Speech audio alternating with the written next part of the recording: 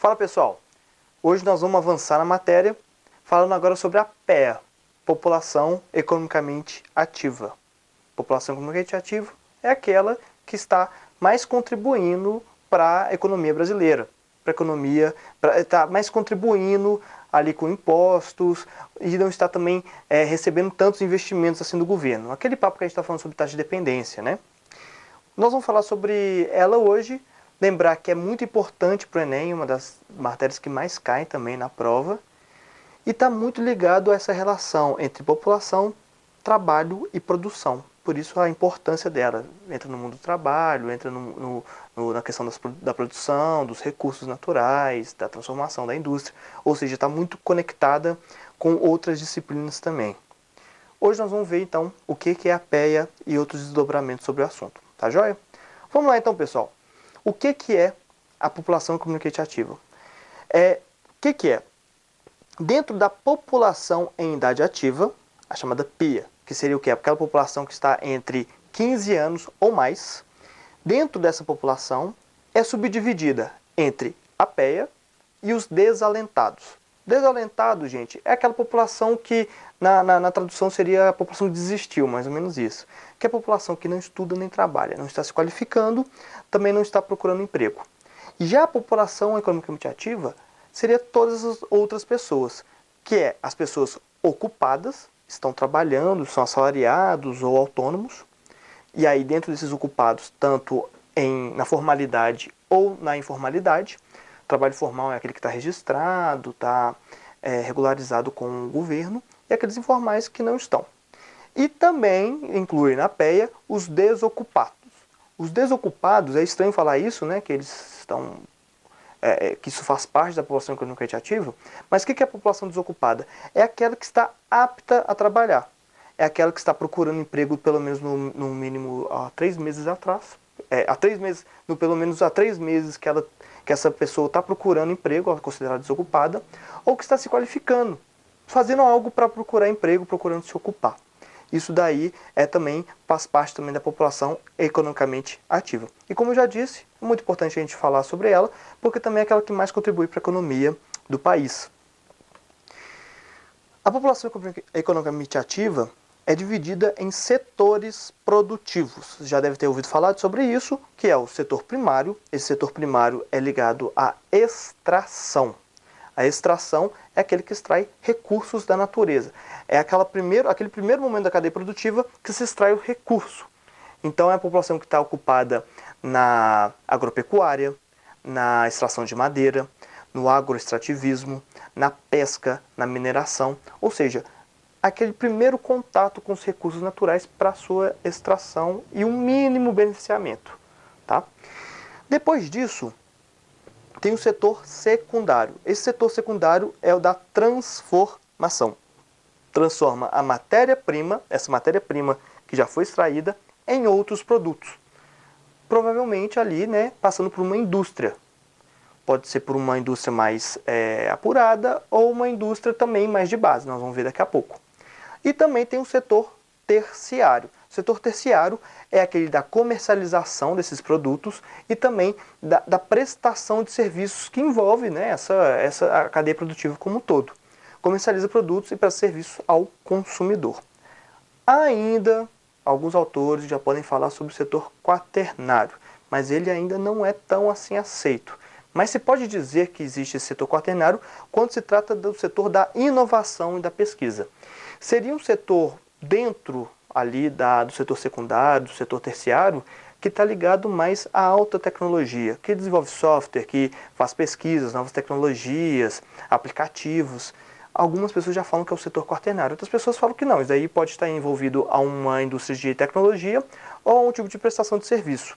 Isso vai depender, mas é bom já ficar ligado com isso. Vamos então voltar aqui. Por que é importante entender esses setores? Porque eles fazem parte da cadeia produtiva. Na cadeia produtiva, a primeira coisa que se faz, qualquer produto que exista, né, em seu entorno aí, primeiro houve a extração da matéria-prima. Essa extração pode ser mineral, pode ser agropecuária, pode ser agroextrativista, pode ser madeira, etc. Depois que houve essa extração, ela é transportada para alguma indústria, para haver assim a transformação. Óbvio que esse produto pode ter sido transportado e ido direto para o comércio sem haver a industrialização. Por exemplo, quando você compra uma fruta de algum agricultor numa feira, ele veio direto da plantação e foi direto para sua casa, ou seja, não passou pela transformação. Isso também pode acontecer. Mas num produto industrializado, com certeza houve esse processo de passar pela extração, vai para a transformação. Essa transformação daqui, ela pode passar por diferentes graus de transformação, que pode ser a indústria de bem de produção. A indústria de bem de produção é aquela primeira indústria que pega aquela matéria-prima e transforma em algum outro tipo de produto. Por exemplo, a indústria que pega a madeira, o tronco, e transforma em uma tábua, ou que pega o ferro e transforma em metal, em aço, ou que pega o calcário e transforma em cimento. Isso aí é a chamada indústria de base, é a indústria pesada. Depois disso, ela pode passar pela chamada bens de capital, que são as indústrias intermediárias. É a indústria que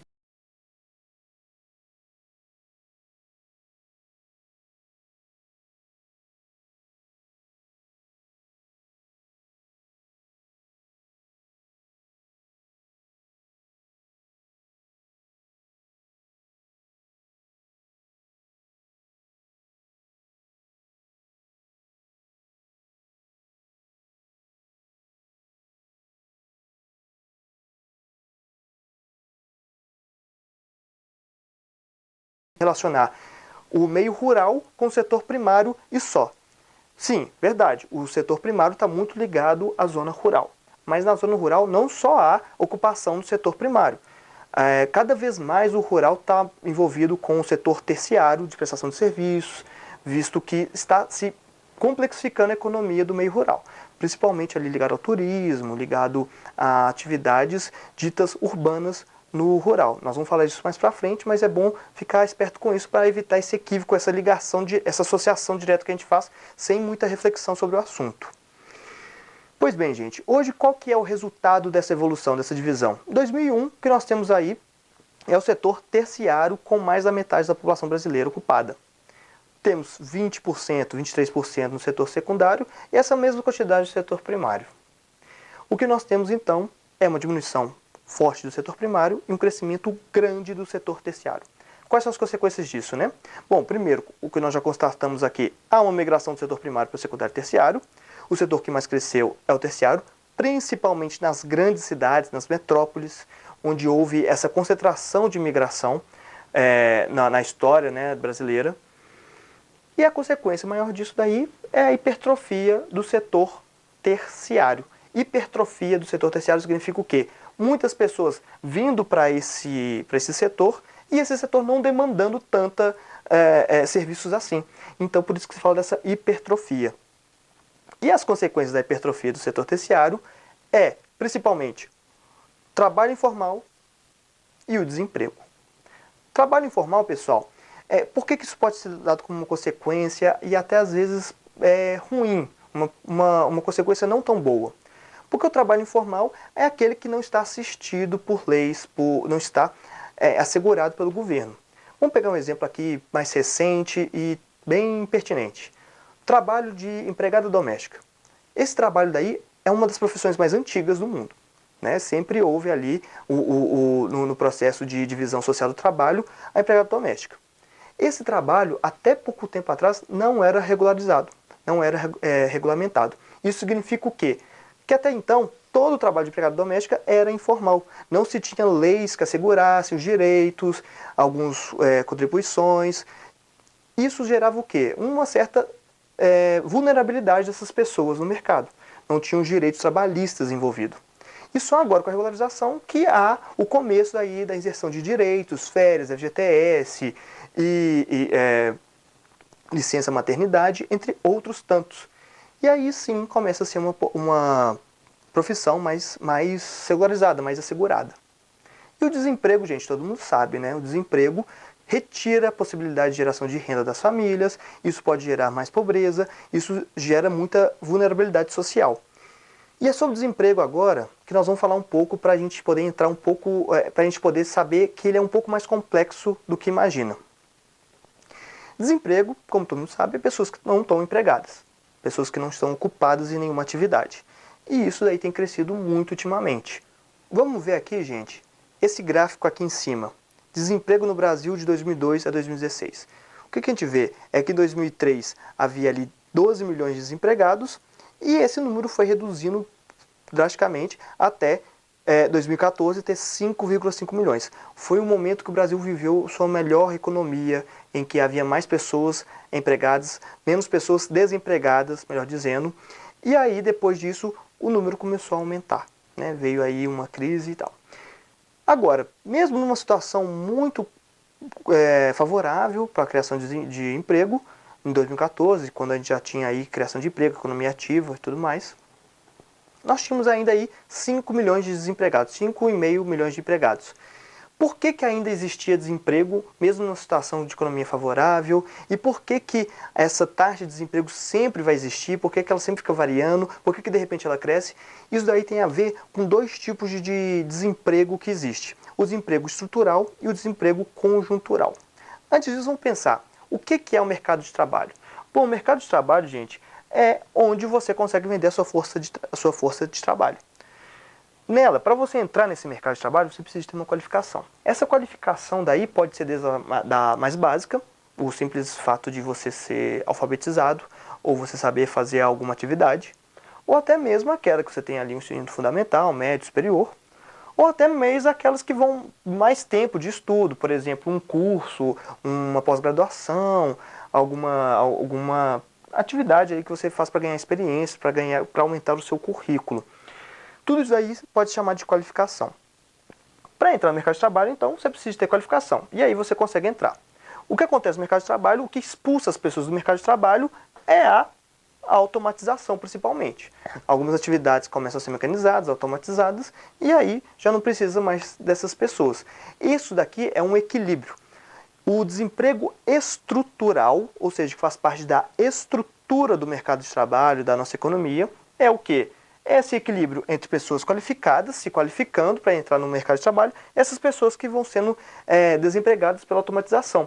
Essas pessoas são desempregadas pela automatização, né, o caminho natural seria continuar se qualificando para poder entrar de novo no mercado de trabalho e conseguir aí ter uma valorização do próprio emprego. Faz um curso, ganha mais experiência em algum local e tal. Isso é o desemprego estrutural, ele sempre vai existir, é um equilíbrio constante. Agora, diferente disso é o desemprego conjuntural.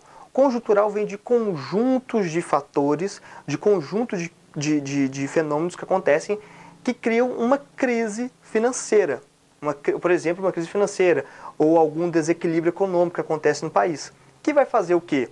Vai gerar um bloqueio de contratação de pessoas, menos investimentos no mercado e também maior expulsão de pessoas por estratégias ali de maior mecanização para evitar mais custos e tal. Lembrando, gente, que a automatização muitas vezes se entende no setor secundário, que é o setor da transformação, da indústria, mas ele atinge todos os setores. Também nós pensamos, né, no setor primário, na questão da mecanização do campo, mas o setor terciário também é constantemente automatizado. Vamos fazer um exercício. Vai aí para as ruas, tenta perceber algumas coisas que já estão sendo automatizadas, muitos caixas eletrônicos, muito caixa de supermercado que já está sendo automatizado. Isso é muito importante para a gente ficar reparando no dia a dia e ver como que o mundo do trabalho está sofrendo essas modificações, principalmente aí com a tecnologia. Beleza, pessoal? E agora, para a gente terminar, vamos fazer aqui um exercício de fixação e tentar aplicar o que nós acabamos de ver sobre a população economicamente ativa. A questão é do Enem de 2004. E aí tem o texto básico. A distribuição da população economicamente ativa, a PEA, no Brasil variou muito ao longo do século XX. O gráfico representa a distribuição por setores em atividades, em porcentagem, da PEA brasileira em diferentes décadas. Então vamos lá ver esse gráfico. Aí tem um gráfico muito parecido com aquele que nós vimos durante a aula, né? Que é o percentual da população dividida, né, porcentagem ali, e os períodos 1940 a 2000. E a legenda? Agropecuária, que seria o primeiro setor, o setor primário, olha só eu já cometendo um equívoco aqui. O setor secundário da indústria, que aqui está falando como indústria, e o setor terciário, colocado aqui como comércio e serviços. Então é importante, gente, vocês já identificarem agropecuária, indústria, comércio e serviços nesses 3 setores aí que nós falamos. O que nós estamos vendo é que a agropecuária só vai diminuindo ao longo do tempo. O setor secundário aumenta um pouco e depois diminui. E o setor terciário é o único que mantém o seu crescimento. E aí a pergunta é, as transformações socioeconômicas ocorridas ao longo do século XX no Brasil mudaram a distribuição dos postos de trabalho do setor? E aí, gente, a resposta certa é D. Agropecuário, setor primário, para o industrial, setor secundário, e para o comércio e serviço, setor terciário, por conta da urbanização e do avanço tecnológico. Muito interessante vocês entenderem isso, que o setor primário migrou para esses outros 2 setores. Não ocorreu o contrário. Tá joia, gente? Essa daí é a nossa matéria sobre população economicamente ativa. E até a próxima aula, gente.